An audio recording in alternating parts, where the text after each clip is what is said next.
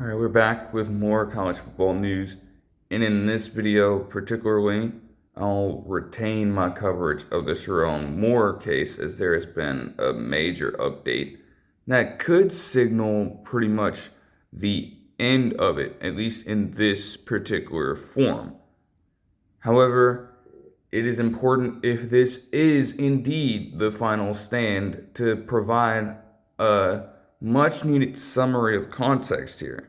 Because even with what did end up taking place on April 14th in the hearing, there is still a lot of context that needs to be accounted for happening in the months and days prior to that sentencing. So, to start out, I'll briefly summarize everything that's happened up to this point. Try my best to keep it timely, keep it brief, get straight to the point, all that good stuff. But it does matter, and we don't reach the end result of the case without each and every single one of these steps taking place. So to get straight into it, we have to take it all the way back to December 10th, the day of the arrest, when it was alleged that Sherrone Moore had committed multiple felonies, including breaking and entering, which happened to be one of the more severe of the 5 he initially faced after being fired from the University of Michigan as the head coach after it was alleged that he had an improper relationship with a staff member of the team. And in the hours that followed the announcement from the school and his own confrontation of the decision, he allegedly went over to the house of the staffer, broke in, allegedly, and threatened self-harm and harm to this individual as well, while this individual allegedly was on the phone with her lawyer at the time. So a lot of chaos and just a truly dark situation unfolding there. But they make the arrest. Initially, Moore is sentenced to a few days in jail, and they hold him on a very short amount of bond. He does end up bonding out, but is still held on house arrest and given a monitor to prepare essentially for a trial. So we get out of that specific wave of things. And as we lead up to this hearing in January, we get even more information about some of the events that transpired throughout this entire process, including a bit more information about what happened on that particular day, as well as some of the surface level things involving Moore and the staffer in terms of at least having some form of connection with each other. Keep in mind that for a while, we could only get word on the University of Michigan suggesting that this was an improper relationship with a staffer. There weren't too many specifics as to the exact dynamic.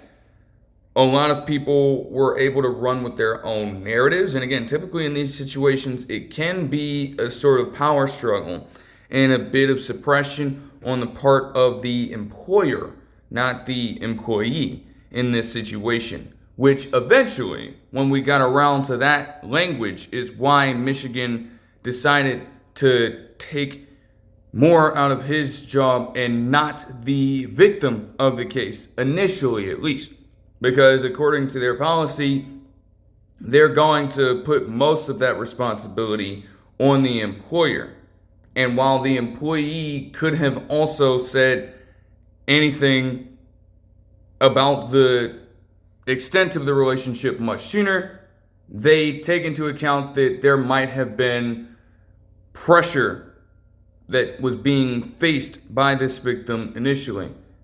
And that's why they put most of the responsibility on Moore to come forward instead about it. Since he did not, he was out of a job. And we get all those events there. It wasn't just Moore allegedly being in this relationship or allegedly committing these massive crimes on the day of December 10th. The school itself had a larger issue at hand, seemingly. Reports at the time implicated Matt Weiss and a former president of the University of Michigan also having their own alleged contact and ways with employees, whether it be the former president of the university having an improper relationship with a staffer, or Weiss just doing some very suspicious things in regards to photos of female athletes on a computer. Yeah, it reached out that far. So the entire athletic department for Michigan seemed to have a recurring pattern here of issues falling under this umbrella. And they decided to put their trust and bring in a third party, a law firm from Chicago named Jenner and Block, who to this recording is still actively investigating these practices and these experiences going on at the athletic department. Not just Sherrone Moore. Meaning that if things were to go a certain way, we could, and Tom, get some clarity on a load of context in regards to what exactly is going on in that athletic department. Because, to be honest, if this is just going to be a recurring pattern, clearly you are not handling this greatly enough. You are clearly keeping some of the same flawed policies in place.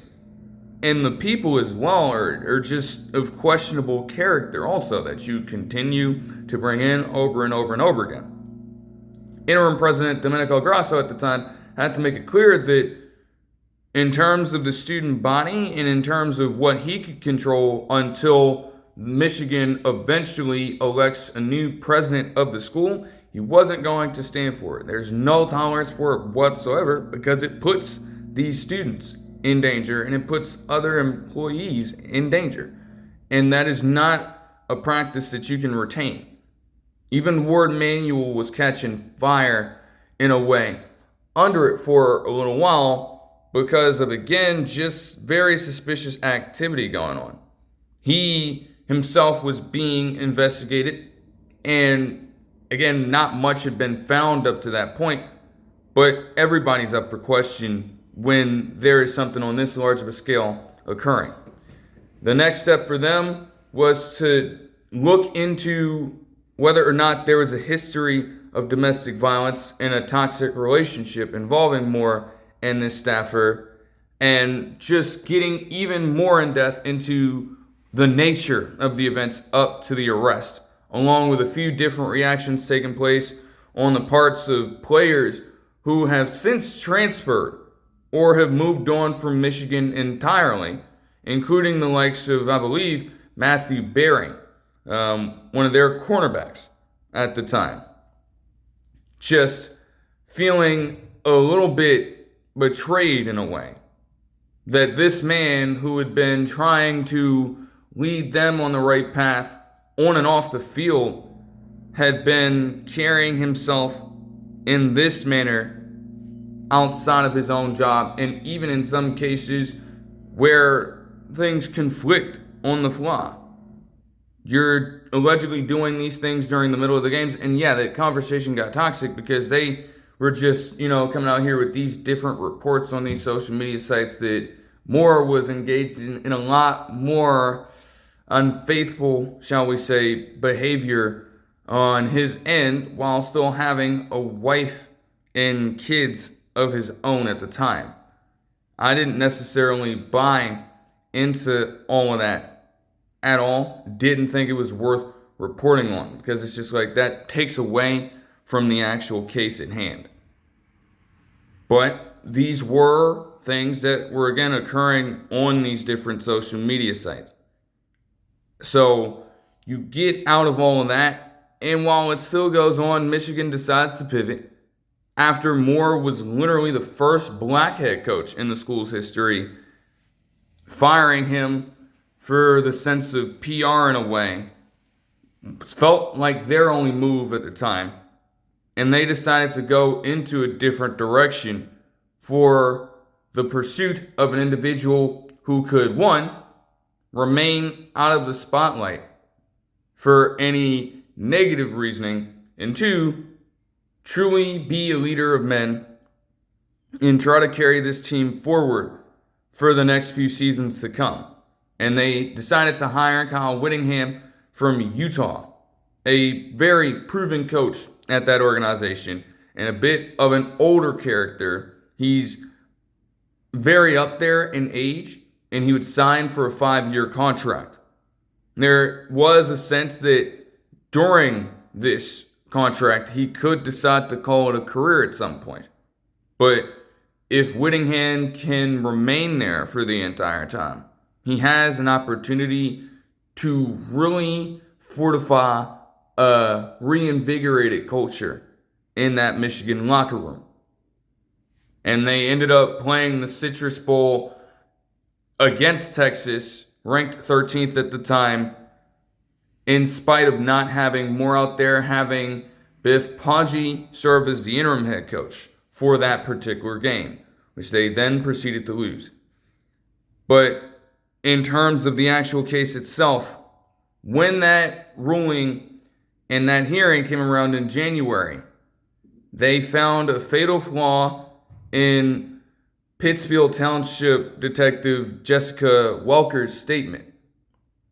Because with her, while it was her duty to report on all of the events that had happened in this particular arrest and just go through a brief detail of some of the evidence that they found, because again, it's a press conference, you can't be there the entire time, but you want to hit, if you are an officer reporting on this and speaking to the media, you want to hit those key points. As the information started to unfold, the news publications came out and stated that there was a form of an improper relationship. Yet, in the initial reporting, that was never stated on Welker's end. They never got into the extent of the relationship, never conveyed that information whatsoever. And so it got to a point where, as this was being heard out, Judge J. Cedric Simpson, who clearly deals with a lot as a judge in that particular state, just goes through some crazy stuff, he was concerned that his due process rights, Moore's, were violated, which could spell danger for the viability of this case. Due process is not just going to be a law in this sense. This is a constitutional right for any person who finds themselves arrested and having to face a trial with a jury on hand. That is the most important step, one of the most important steps in any legal matter. You have to allow them their right to due process. That has been established since the inception of the country. And now, as far as this case goes, by mere accident, maybe, when you take into account some of the other conversations that have been going around and some of the silly stuff that they were suggesting in terms of the timing of this case, it could be for a completely different motive. And frankly, we will never know, even to this point now. But that was a major mistake and would set the tone essentially for how the rest of this case would go. They'd have the third hearing in this case last month to round it out, where Moore essentially pled not guilty.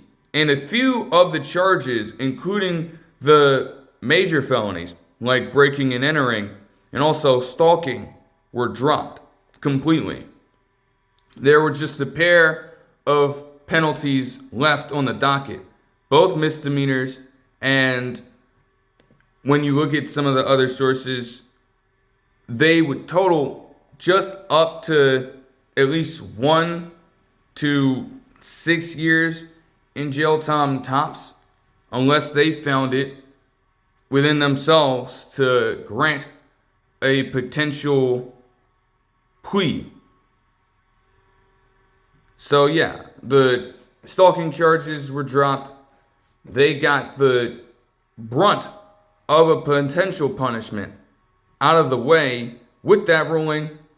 And the theme for them the entire time was that they wanted to have this case end early. They felt that it was best for Moore to move on from this situation as quickly as possible. At least his team and his lawyer, Ellen Michaels, felt that it was best for him to work as quickly as possible to get back into the family life with his wife still being by his side and his kids still being around, and then also ensuring that no more damage at this point was particularly done on his end. So those misdemeanors included malicious use of a telecommunications device and trespassing on this property, allegedly. Not anything even remotely close to what could have happened if all 5 of the charges sticked. So that was a little long-winded. But that is a summary, especially with how long it took me to provide those updates in their own individual videos. Again, I didn't give the full spiel there, and you can go back to these videos. They're on the channel if you want to get even more of an understanding as to how the progression of this case is gone. But that's the Cliff Notes version.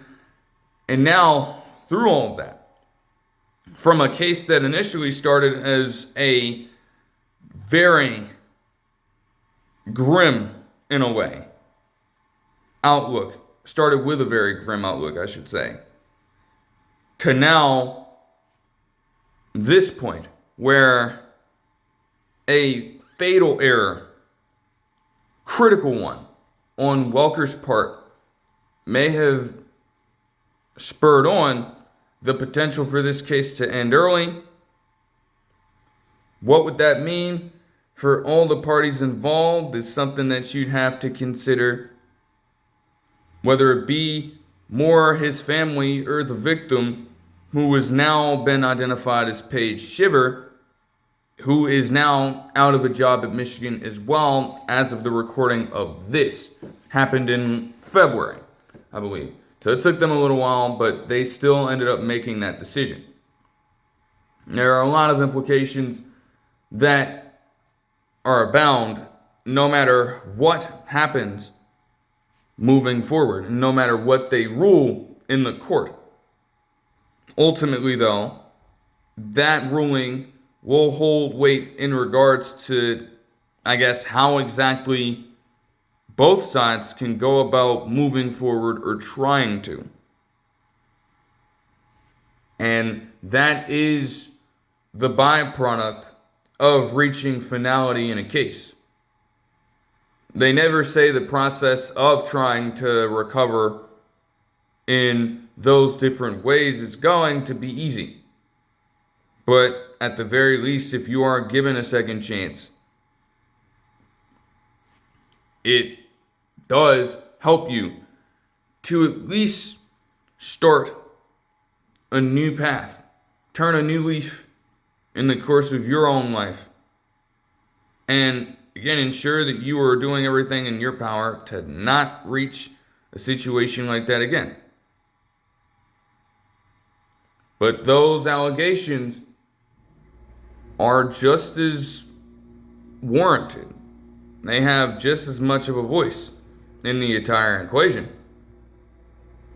And while people could still attack Shiver's character and suggest that this was done for an ulterior and material motive, at the same time, with some of the emotions that she'd expressed in her own letters before these hearings on the part of her own team of lawyers, those emotions are just as fair.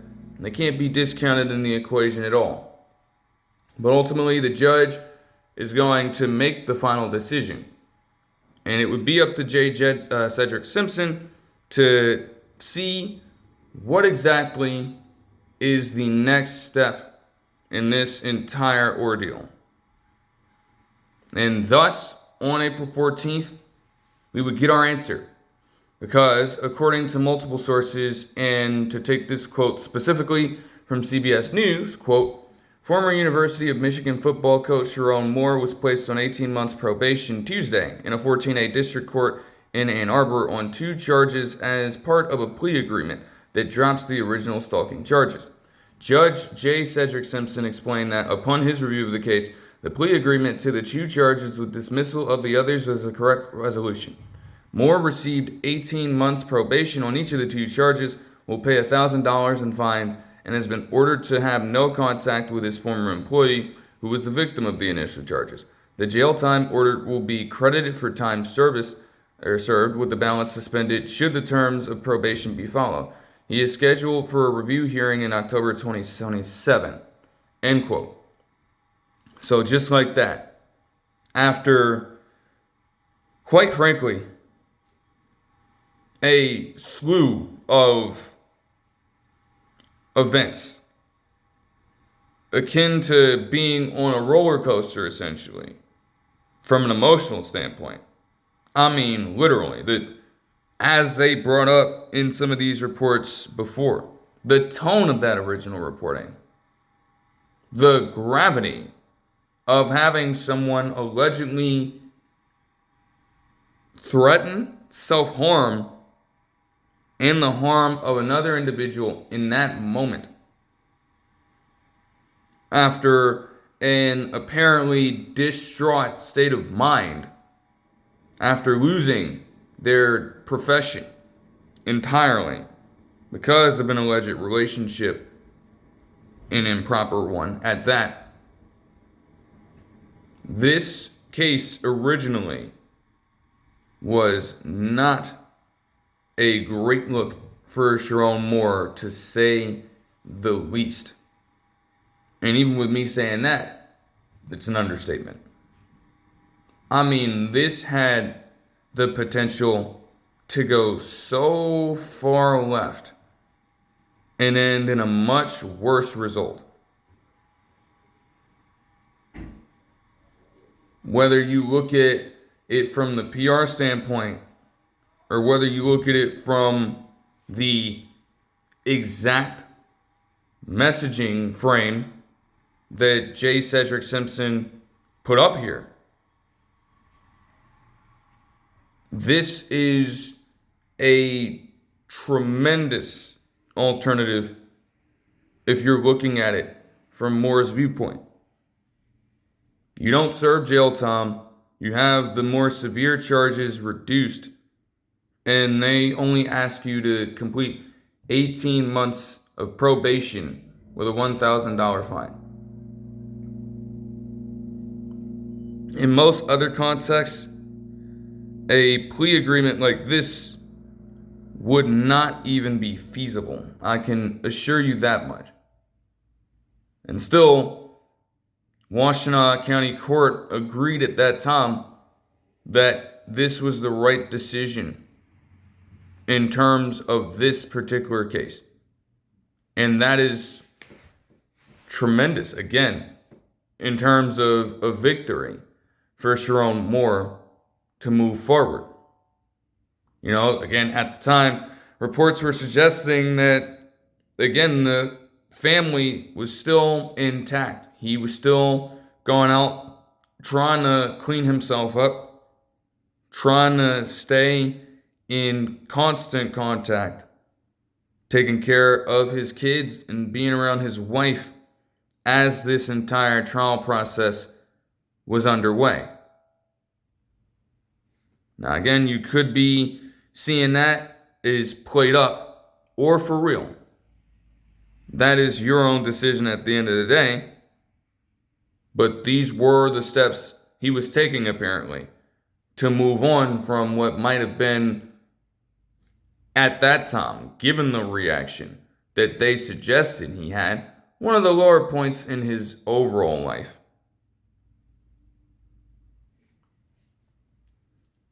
So, you get that sentencing there, but of course, you have to take it with a grain of salt, in a sense. You have been given the second chance, and that is a special thing. You cannot take it for granted. you only have one time to slip up or to violate a specific guideline in that sentencing, in that probation. And if that does happen, the court and the judge has all the right to reverse said ruling and give you a sentence in jail. As this quote from an ESPN article states, via the words of the judge himself, quote, "I don't believe when I look at the entirety of this situation that incarceration should be appropriate. I warn you, Mr. Moore, should there be a violation, all bets are off. I don't like sending people to jail, but I don't have a problem doing it." End quote. Straight like that. He is telling you exactly how he is going to approach this matter. One mistake, one slip up into something you know you shouldn't be doing as a part of the terms of this probation, and it's over. Simply put, focus again on what you had been apparently doing during this time when it comes to restoring the family structure and trying to make an honest living for yourself out of this situation. Do not regress back into those mischievous habits. Keep on being a law-abiding citizen, and we'll have absolutely no problems here. But man, again, the weight of this case, considering all of the initial details that had come out, you just have to wonder, in a way, just how miraculous the outcome is. Genuinely. In most other situations, if you have a person committing that kind of behavior, rarely do they still get to see the light of day.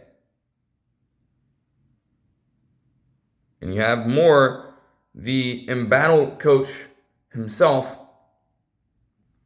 now back out, even if there is a little bit of supervision that comes with it. Completely off the books here. Despite the weight of these allegations initially. And no, this result again does not completely put an end to the investigation that Jenner and Block is doing. This is still ongoing. And as they stated, as I mentioned in the last video, they are more than likely to have a result on that case by the end of the spring. We'll see if that holds true. And, while Sherrone Moore, again, was not found to commit much penalty here, it doesn't mean that Michigan themselves are absolved from the weight of each and every single one of their own practices that are being deemed corrupt right now as we speak, in the context of that separate case in litigation. Still, this one for now appears to be set in stone, even though it isn't totally over yet. As long as Moore continues to again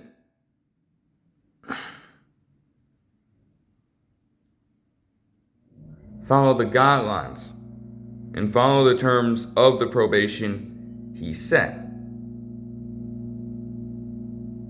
However, one of those terms, when it comes to, serving the fine, having those monthly check-ins, one also includes a complete and total lack of contact. No contact whatsoever with the victim in this case. Because, as I said to start it off, this is going to be a case that affects everybody it touches. Nobody leaves this unscathed. Absolutely no one. Not the family, not Moore himself, not his children, not the lawyers even in a way, having to present their own cases in written form and then conveying the message verbally in real time. Not even Shiver in this situation. Because for as much as we can say that the ruling in this case would serve as a non-admission of any guilt in regards to those events happening or not, it doesn't take away from what she herself was experiencing and still is, in a way, if you ask her about it. Just think about this for a situation, or for a second. Because, again, at that point, there was also, again, speculation that she, while she was on the phone with her lawyer, was apparently trying to get out of the state or move to a different city. As she was packing up her things around the time that allegedly Sherrone Moore barreled in there and committed the different things that were being alleged at the time. So it was already there was already a fine line being crossed, I should say, with them again being involved in an affair with each other. That ended up being clear compared to all other information. And once they were able to figure that out, at least news publications, there started to be a bit more traction in regards to picking up more information.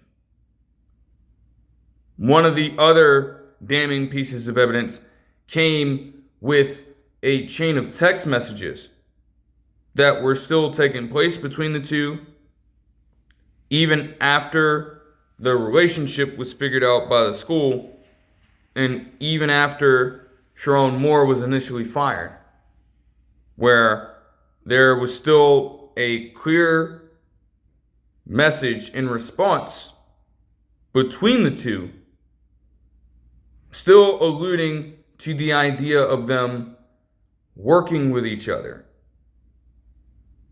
And stating with those two pieces of text right there, they weren't necessarily all just foul and disingenuous. There was a reason for Moore, affair aside, for Shiver to reach out and conduct a conversation with him. That also ended up leading to this case now being finished for the time being.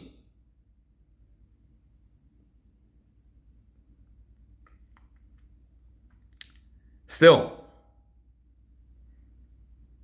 to barge into the house, allegedly threaten her, and then threaten yourself while blaming her for what has happened to this point. That is a jarring feeling. As I stated multiple times, when the first details of this case came out, living and walking through that house if you are Shiver, even if this stuff isn't necessarily found to be true, if you actually experience this, it will never feel the same again. And to know that this was alleged, to know that there was even a chance that this could have really happened, I'm sure that people in a rational sense would be able to share that same sentiment. Because if someone were to barge in your house and inflict that kind of trauma on you, you'd never feel safe in your own home again. You'd never feel safe even when you are by your lonesome, ever again. And you could argue that that is reality for Shiver now. Because even with that being a potential experience for her, from her standpoint, not much is made of it if you are only getting probation for more out of a case like this. And so she herself had something to say about this. She made a statement on Tuesday following the ruling, even though she herself wasn't there in person. To cite this quote from Yahoo Sports, quote, "December 10th was the most terrifying day of my life," Shiver said in a statement after former lover's sentencing hearing on Tuesday. "The criminal acts he committed were extremely frightening and violent. He broke into my apartment crying, yelling, enraged, and came at me with knives. I was threatened and I feared for my life. Today's sentence does not reflect the harm done to me or the objective evidence in this case," she added, end quote. And even J. Cedric Simpson himself would have his own kind of commentary on that as the hearing was going on. We'll get to that in a second, though. Those emotions are fair. That experience of feeling slighted is a real one that multiple people can attest to out there. And generally speaking, this is the natural course of action when a person or people feel that justice is not served. It happens all the time. Even in cases that do appear to be compelling for said person to actually get a favorable result. For one reason or another, that does not happen all the time. Shiver happened to be on the end that did not see her get what she felt was a reasonable measure of not even revenge, just a fair shot at being able to move forward. A fair shot. Simple as that. Because even if there was supposed to be some other form of punishment here, it's not like anything that does happen in the ruling can really give Shiver, if these things occurred, they can't allow her to reverse those moments, to remove those thoughts out of her mind and just erase this slew of events clean. from her overall experience.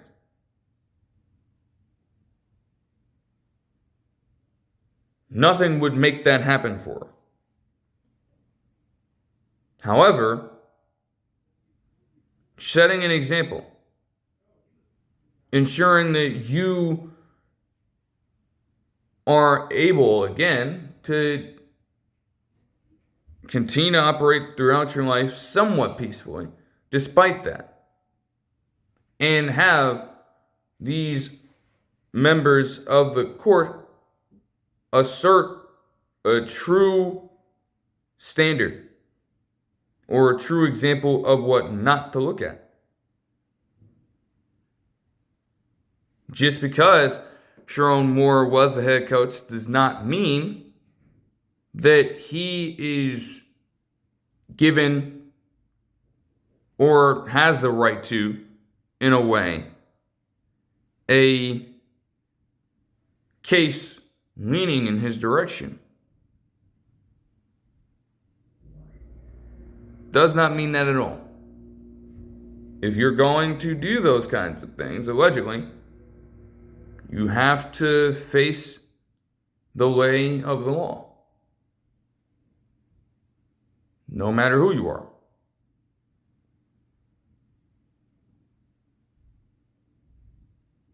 And so again, there's no way to attest to Shiver's condition at this point of time. She may never be able to do the same things she once did, or even from a personality standpoint, express herself in the way that she once did ever again. And when it comes to how things are looking now, again, being out of a job, there's no knowledge on much else outside of that. But your entire sense of livelihood starts to shift with this kind of result as well, to pair up with that existing sentiment already. Nobody is leaving this unscathed. I said it from the jump. Everybody, in some way, in some fashion, is influenced, whether it be positively or negatively, by that ruling, by the ending of this case. And again, Moore clearly is going to headline it. But Shiver was on the opposing end. And rarely do you hear about the story of the non-victor. Rarely do you hear it. Most of the focus is certainly going to go to the man who had been dominating the headlines as a result of some of the negative aspects of this for a while. And granted, you have to keep that same energy whenever these things don't go as you expect. Still, all of it, the good, the bad, it takes away from Shiver's entire experience in the matter.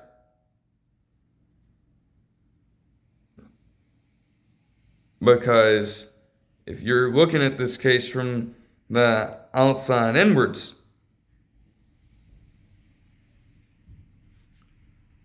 again, you start to feel for it just a little bit.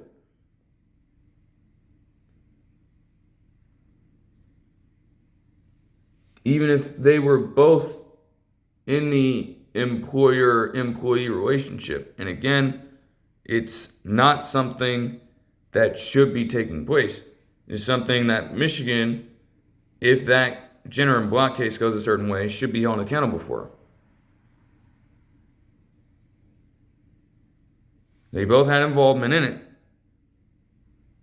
And still, there was a feeling of just an absolute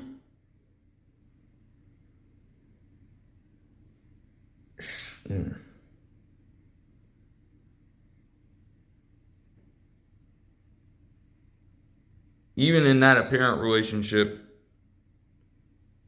things were a bit uneven, especially when it came to that label.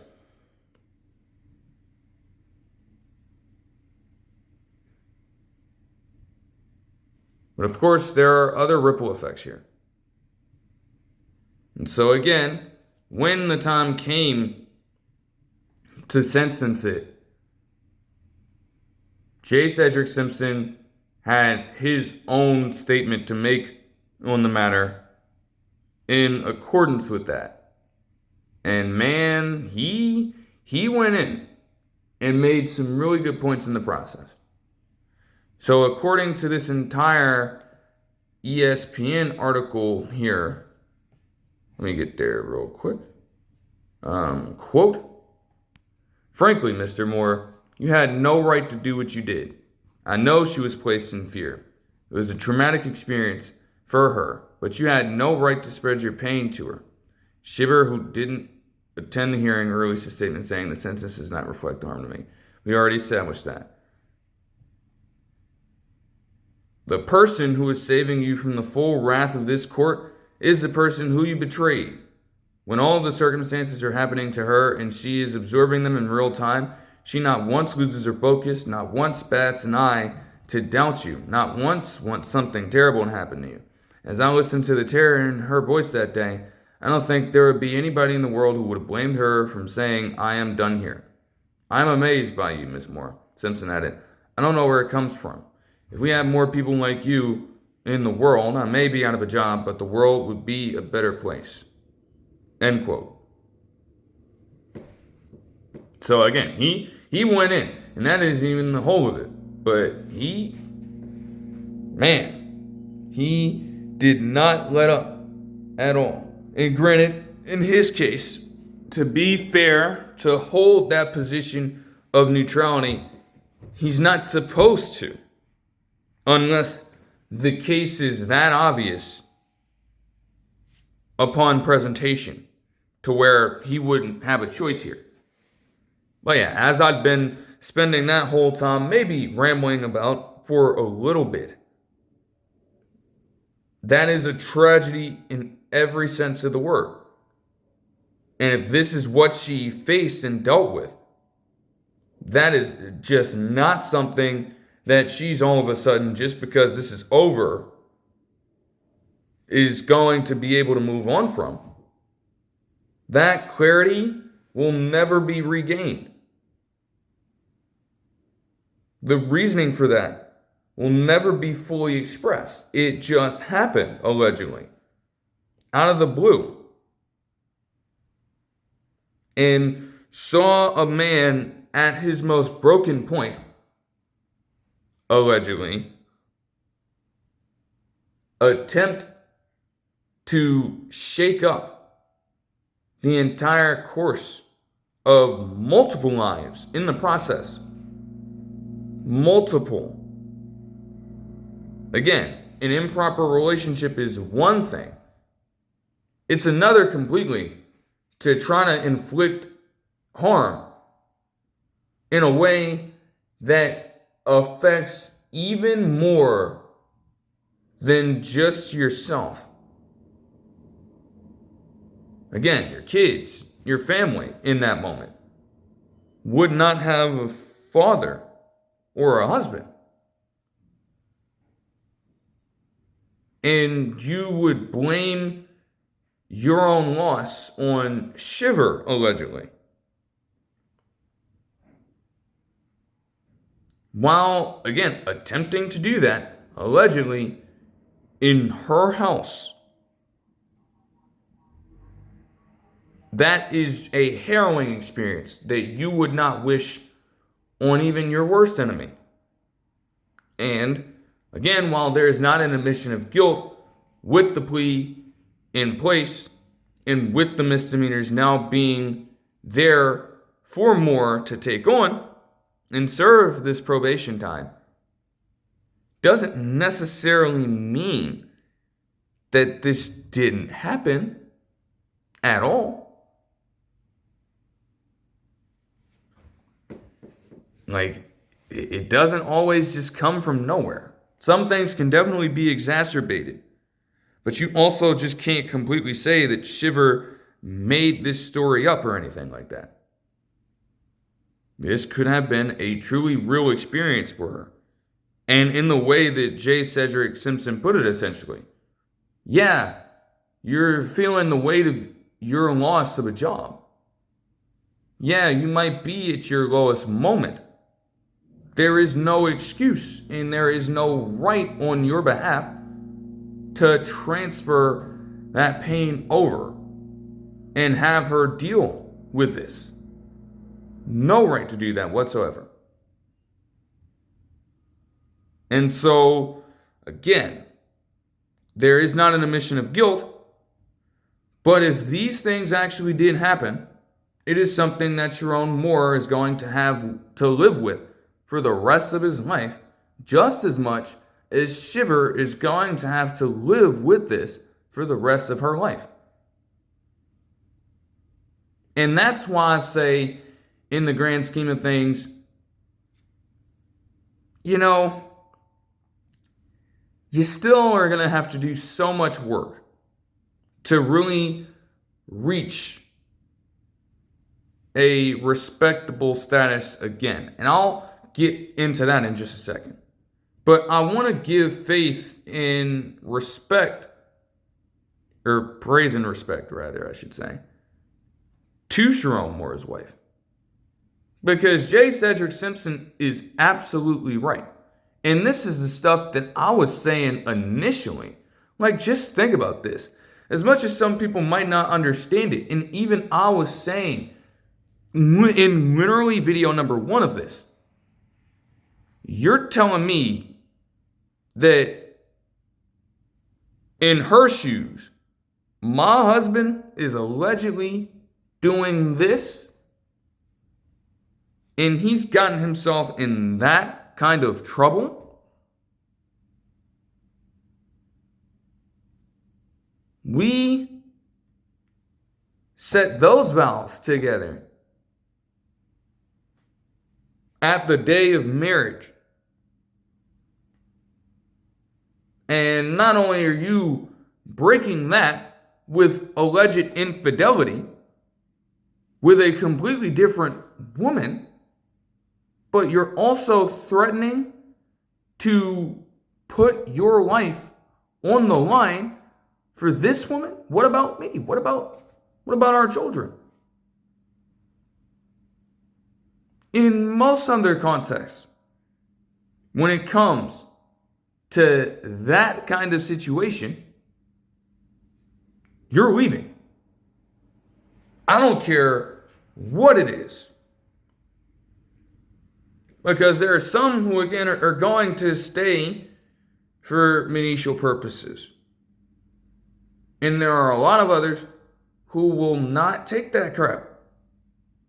They will not take that at all. That would be the first and the last straw in that moment right there. Because if things would have gone a certain way, this is a matter of safety now. That trust is broken in a sense.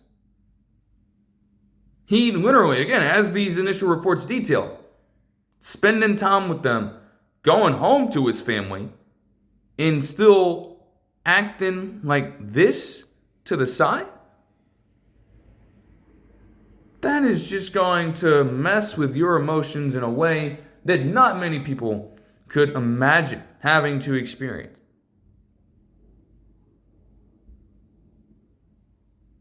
And still, what has she done the entire time? Stuck right by his side. They've had a few photos out, right by his side. There with him at pretty much every hearing. In those phone calls. Shrouded with fear. Still trying to make sure that her husband is okay in this entire equation. Still allowing him somehow, through sheer willpower and some kind of fortitude that, again, you have to give respect to for more. Because not many people, whether you are a woman or a man in this equation, any spouse here, not many people would be able to forgive. Not many people would be able to forgive something like that. And she stood 10 toes down the entire time. The entire time, without fail.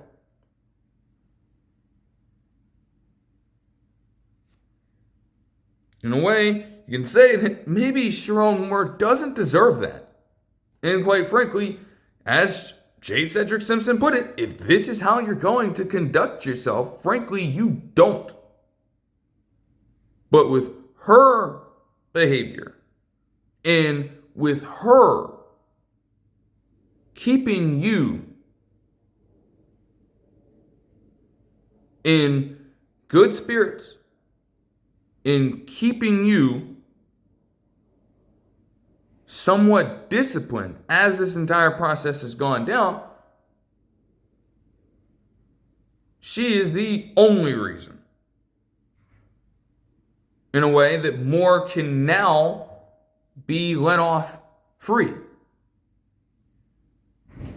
The only reason.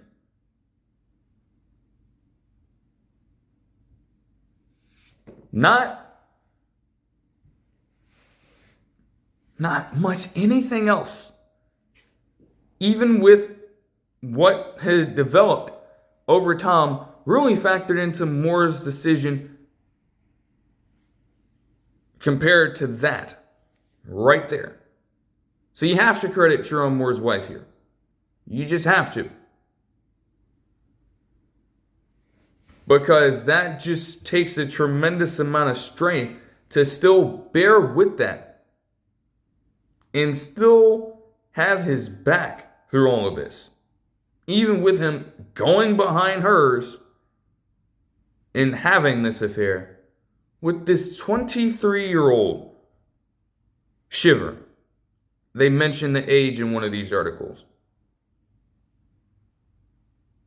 Meanwhile, your wife of over a decade is at home taking care of everything in the house as this is unfolding. Could you imagine being in that situation yourself if you had a spouse engaged in some suspicious behavior? It'd give you a jolt that would shock you instantly. Especially when you're thinking that everything is just all normal at this point. And that you're going to have yourself a standard night with that person by your side instead of having to worry about everything else that transpired on that particular day of December 10th.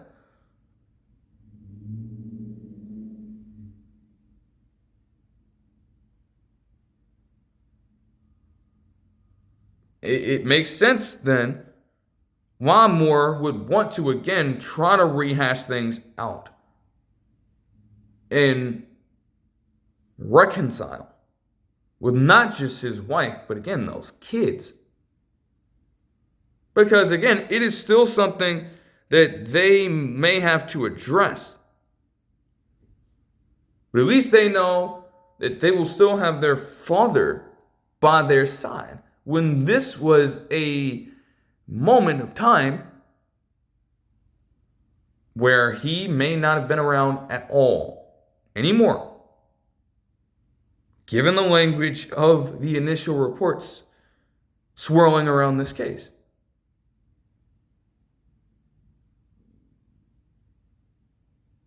Can't take a family dynamic like that and assume that it's nothing. You have to lean into that. And part of that is what can allow him to reestablish himself as an upstanding citizen. So, there you have it with all that. Again, took a little bit of summary there, but that is the crux of this case in that respect. Now the real challenge comes in how they move forward. For Moore, the reputation is still broken. It is still shot. Because again, it is hard for people to forget about that. And there will be daily reminders of it, whether or not he is going to be viewed as guilty of doing so. The idea of that being the case will always be thrown out there.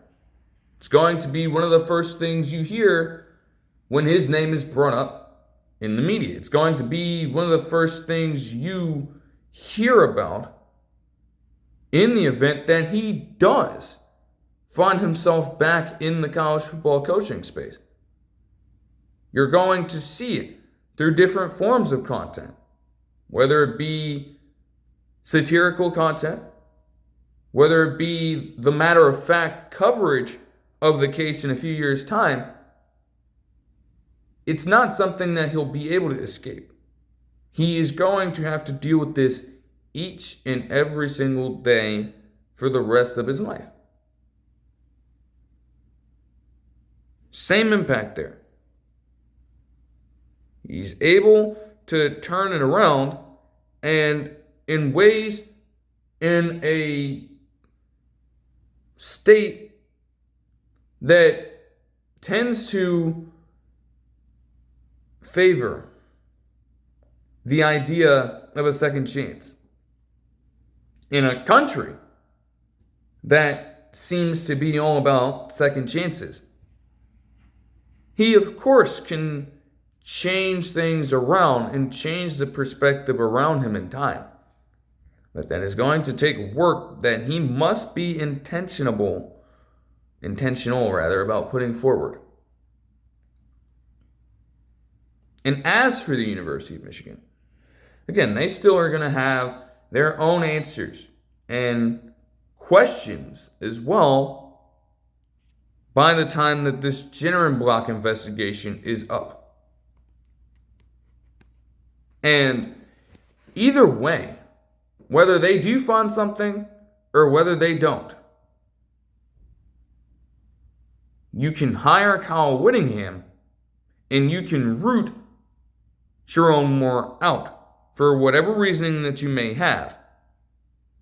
But if you are still keeping in a board of members that run the school that seem to not have the employees or students' best interests at heart, and who again operate in these very, very shady ways when it comes to the relationship dynamic and when it comes to how they operate as a working body, when it comes to the athletic department and how they've been allowed to run these kinds of games and criminal activities, allegedly, over the past few years, until there is a major shakeup at the top of the school. Could start with the president, but other members as well. Maybe even you have to consider this with the athletic director, Ward Manuel, running the department, right? Until there's a major shakeup there, you can't expect much to change. And no matter what the ruling is in that Sherrone block investigation, they need to commit to that. Because to have literally, again, as they detailed in an earlier report I read when covering this for one of the first times, they had FBI investigators flooding the damn place just to keep an eye on what exactly was happening there. And this was happening over the course of like 2 months, they said. Just circulating around there, trying to get a feel for what was happening. If you hold your brand with that kind of prestige, if you are trying to hold yourself to that kind of respect, you will not allow that to stand anymore.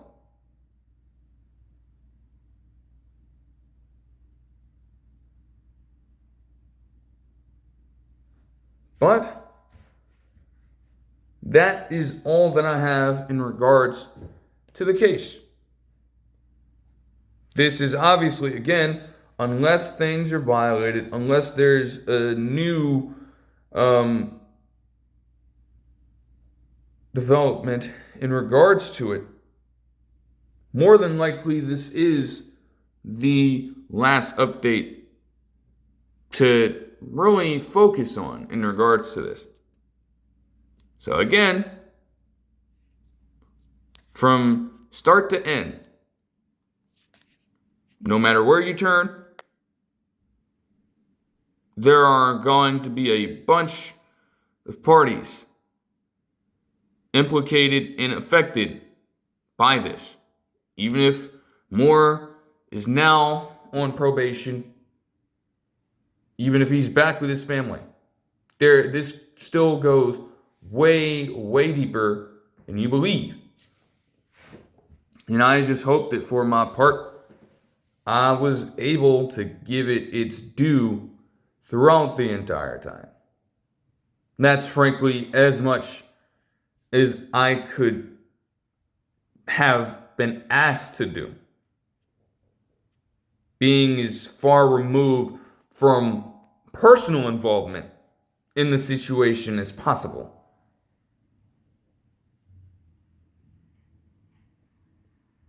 Just seriously, one, again, like, bruh, professionalism is key.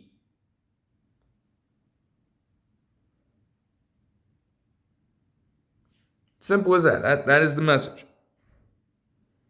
Professionalism is everything. Just keep it professional on the job. But, again, that'll do it for me. I will see you guys in the next video. We'll probably be talking about a different sport and development then. Peace.